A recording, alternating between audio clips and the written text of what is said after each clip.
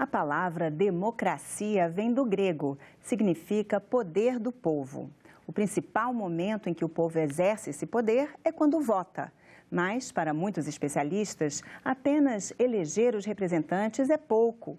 O envolvimento dos cidadãos nas decisões políticas e na fiscalização é fundamental para o desenvolvimento do país.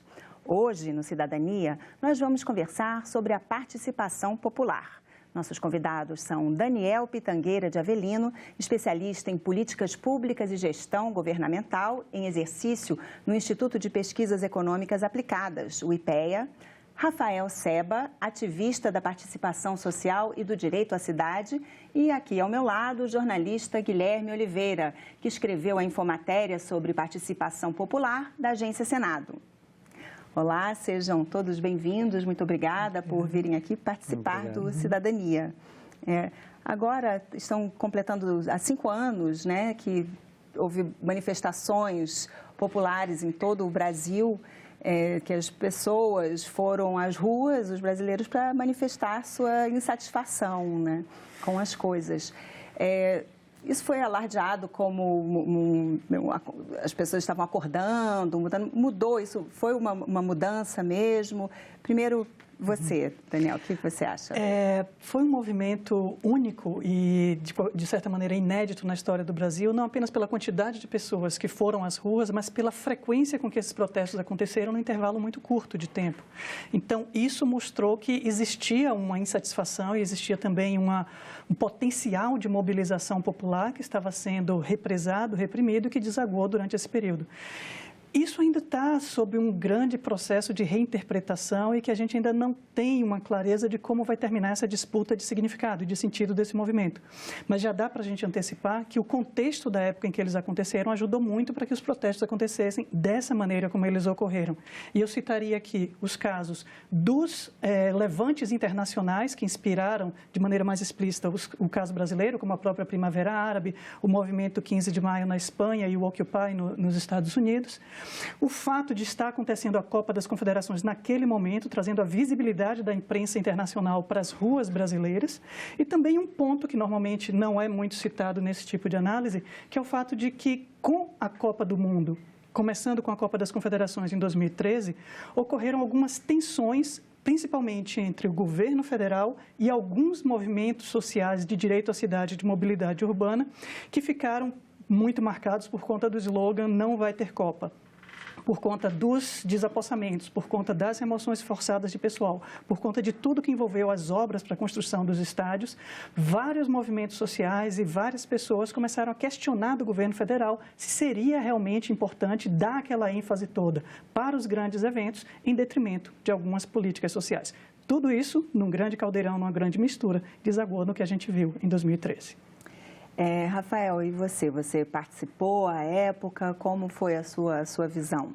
Eu participei, até pegando o gancho final da fala do Daniel, eu compunha desde 2011, um pouquinho antes, o Comitê Popular da Copa. No Distrito Federal, o Comitê Popular da Copa foi uma experiência que se replicou em todas as capitais que receberam a Copa do Mundo e consistia no debate sistemático mesmo das consequências da Copa, sobretudo no que tange às violações de direitos. Seja em termos de remoções, no Distrito Federal não teve isso, mas tiveram outras contradições muito gritantes, né? A própria questão, enfim, do volume de investimento feito em uma sociedade que ainda tem tantas demandas aí reprimidas, não é isso?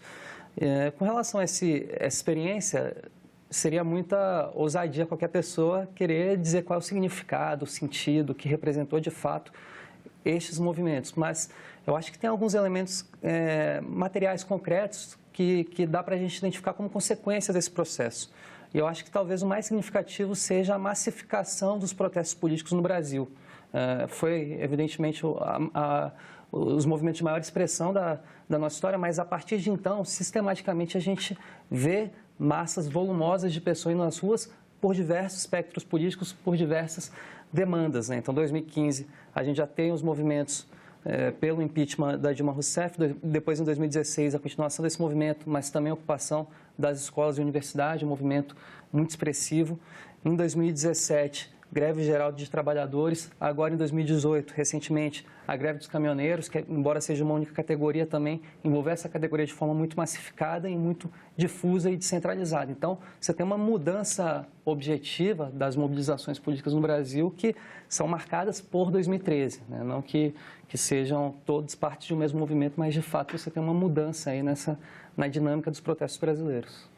Eu queria colocar uma questão para vocês dois que tem a ver com isso que você acabou de falar, Rafael.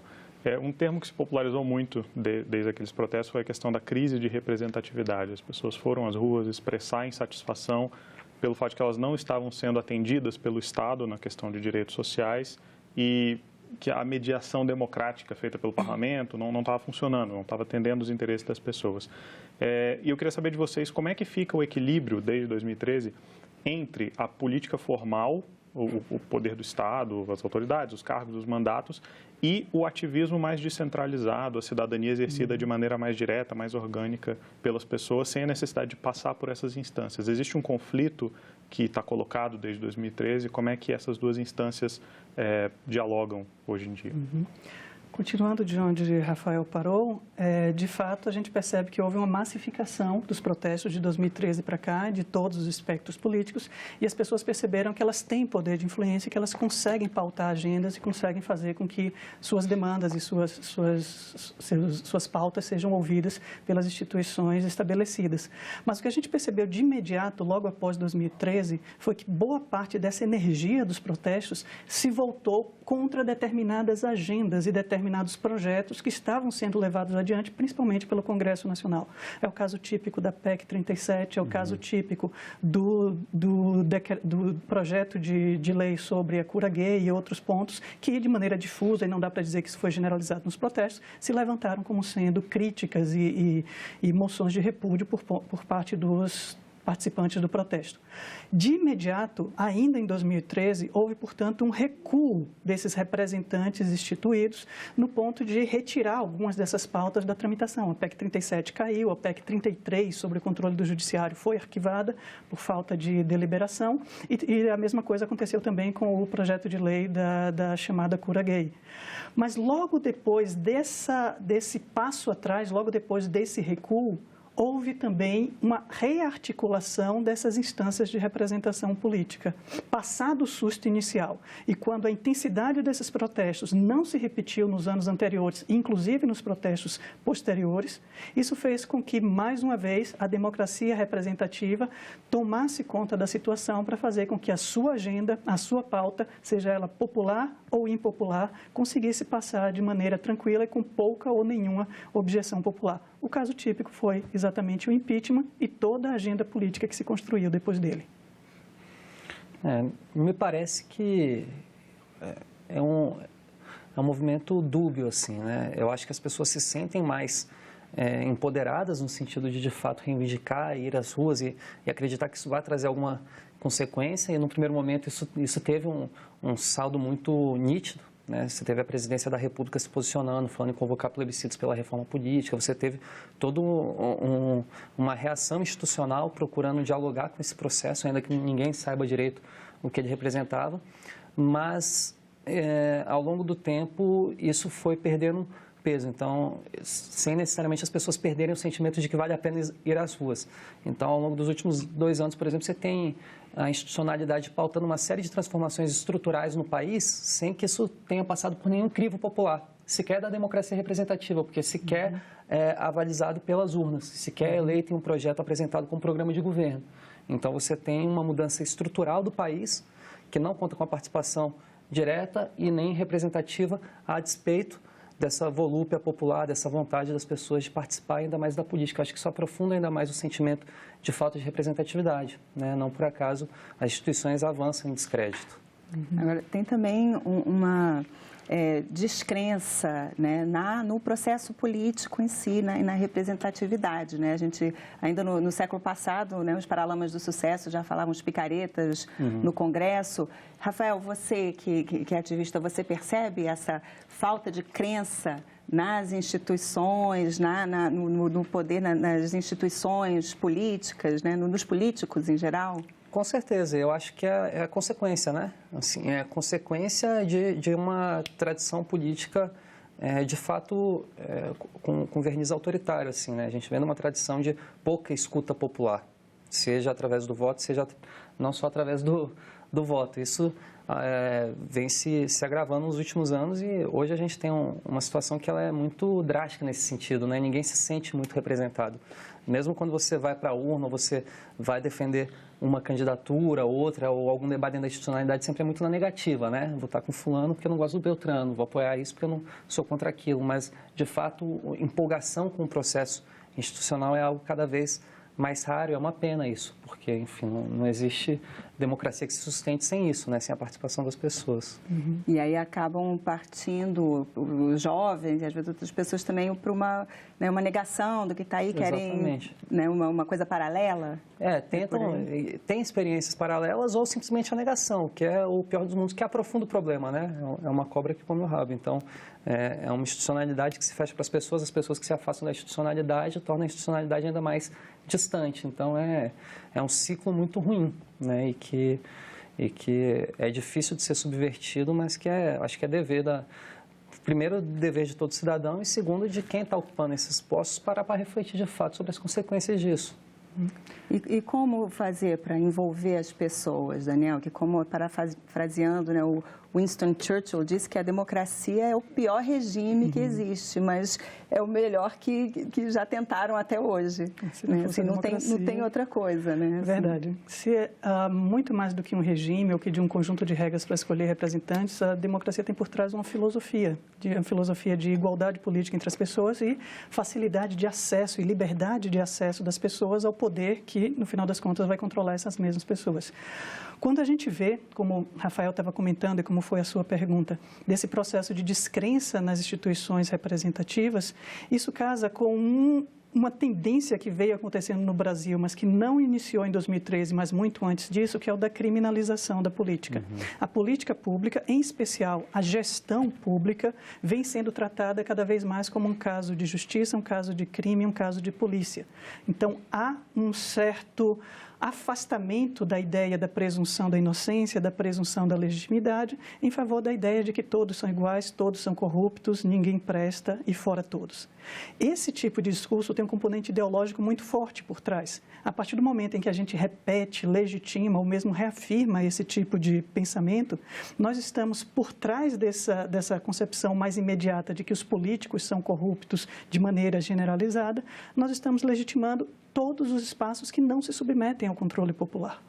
Então, temos as instâncias que não são controladas pela população por meio do voto direto, temos espaços de atuação, principalmente empresarial, corporativa, que não se submetem ao controle da população, temos ainda uma concentração de mídia que não se submete a um controle social e temos espaços, instituições e órgãos que também não se submetem a um controle por parte do voto popular.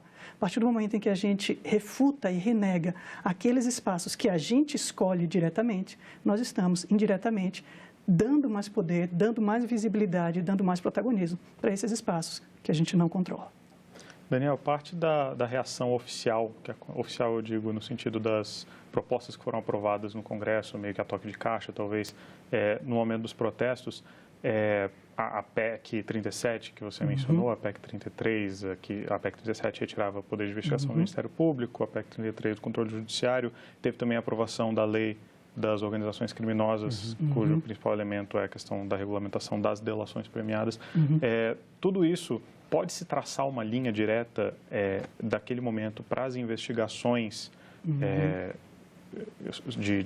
de corrupção, as investigações criminais que nós temos hoje com muito apoio popular e pode-se fazer um paralelo disso com a questão da criminalização da política que você falou. A reação oficial naquele momento, ela repercute até hoje de uma forma que talvez as autoridades não tenham pensado no momento em que ela foi feita? Sim, é possível. Como eu mencionei, é um movimento que ainda tem o seu significado em disputa, então essas interpretações cabem. Arriscando traçar essa linha, como você sugeriu, em relação a esses movimentos e aquilo que a gente tem hoje, eu colocaria que um dos grandes grupos que saiu vitorioso desse processo de disputa das ruas em 2013 foi exatamente esse grupo que apoiava uma policialização ou uma militarização das relações sociais no Brasil.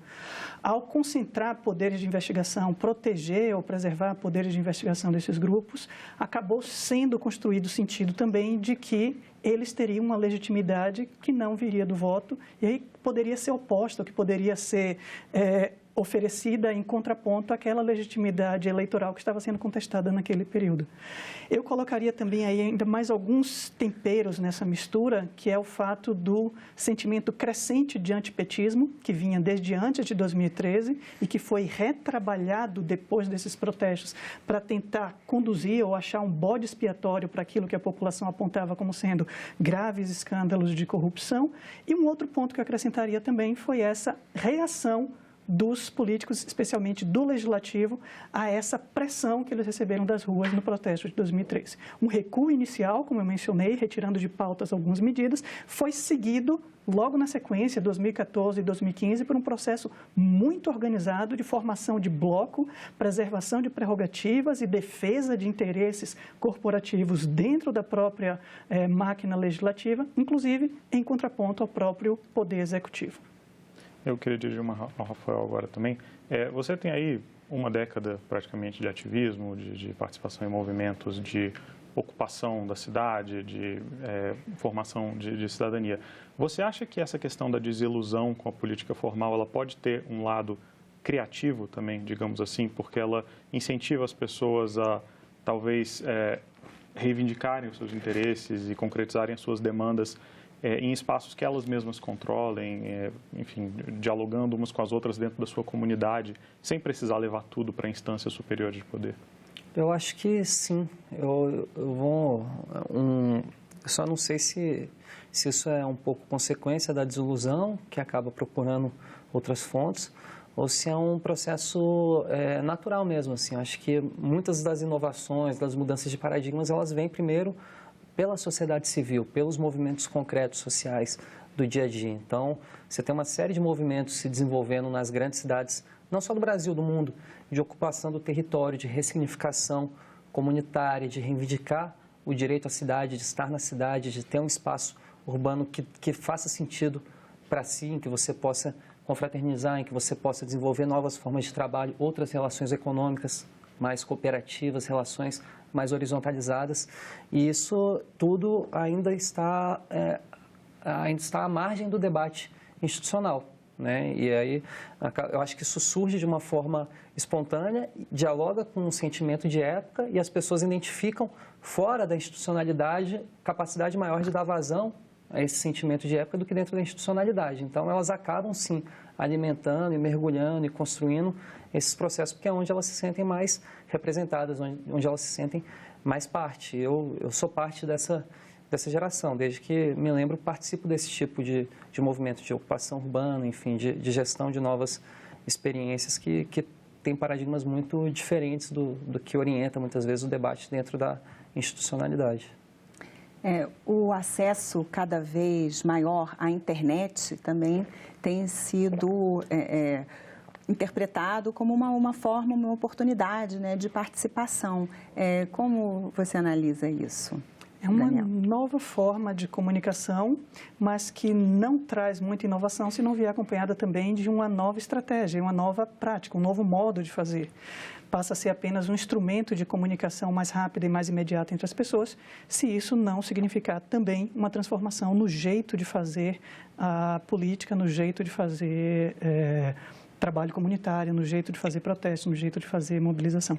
No caso específico das manifestações de 2013, o que a gente percebeu foi que as ferramentas de tecnologia da informação, em especial as redes sociais, facilitaram a agilidade na convocação e na maneira como esses processos foram organizados e como eles puderam acontecer. Mas, por outro lado, elas também permitiram que conversas que, em tese, seriam privadas entre os organizadores do evento se tornassem públicas de uma maneira irrestrita para qualquer participante.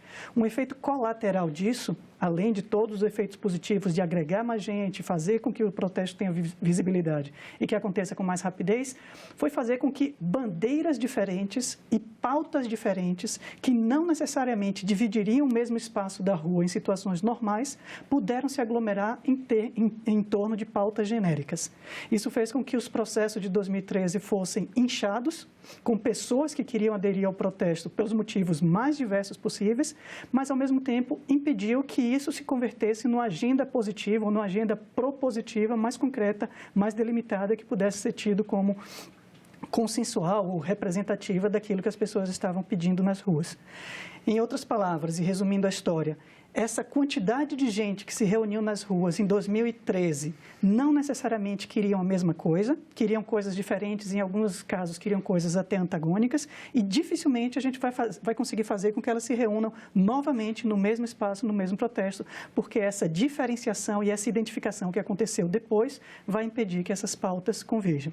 Por meio de ferramentas de informação e de rede social, tudo isso fica um pouco mais fluido e a construção de pautas genéricas é mais fácil.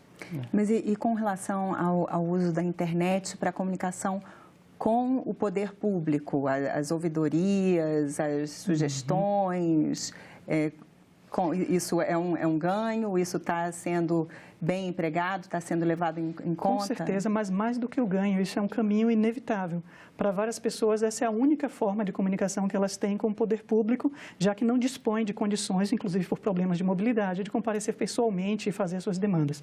Temos vários casos bem-sucedidos, vários casos de sucesso no uso dessas tecnologias para promover a participação popular aqui no Congresso Nacional. O E-Democracia e o E-Cidadania são bons exemplos disso, mas no âmbito internacional, os governos que se pretendem democráticos e que pretendem fazer uma escuta forte da população, eles já desenvolvem canais de articulação e de captação de demandas via internet. O único ponto importante que eu chamaria a atenção é que, de maneira alguma, a gente pode se restringir a esses canais como os únicos de diálogo com a sociedade. A internet no Brasil hoje, ela ainda não é universal, há pessoas que têm dificuldade de acesso e, mais do que isso, há uma desigualdade na qualidade do acesso à internet, que se a gente restringir os nossos debates apenas a esses canais, a gente vai estar causando também uma desigualdade política na ponta daqueles que podem participar com mais facilidade do que outros. Mas, sem dúvida nenhuma, é um caminho inevitável, é uma tendência, e os governos que souberem aproveitar isso vão ter formas de dialogar com a sociedade com muito mais legitimidade do que tem hoje.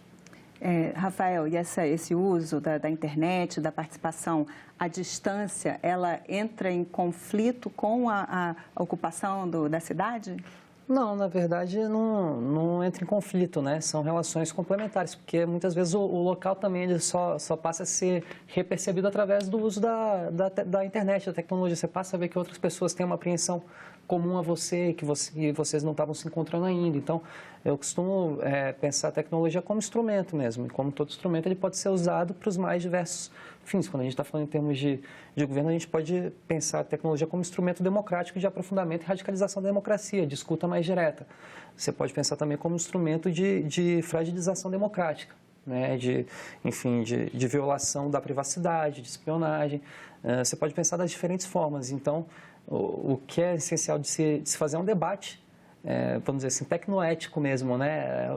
Qual é o papel da tecnologia na nossa sociedade? O que a gente vai fazer desse instrumento que a gente tem coletivamente, né? Seja do ponto de vista das ocupações, dos movimentos da sociedade civil, das empresas, das ONGs, seja através do poder público mesmo, né? As possibilidades são muitas e sem um debate, de fato, a gente tende a dar margem para tudo que há de pior. Só pegando um comentário aqui, Daniel, que você comentou da exclusão que a gente ainda tem de gente que não tem acesso à internet. Felizmente, isso tem diminuído muito ao longo dos últimos anos, mas, de fato, ainda é uma barreira que a gente tem, e eu costumo...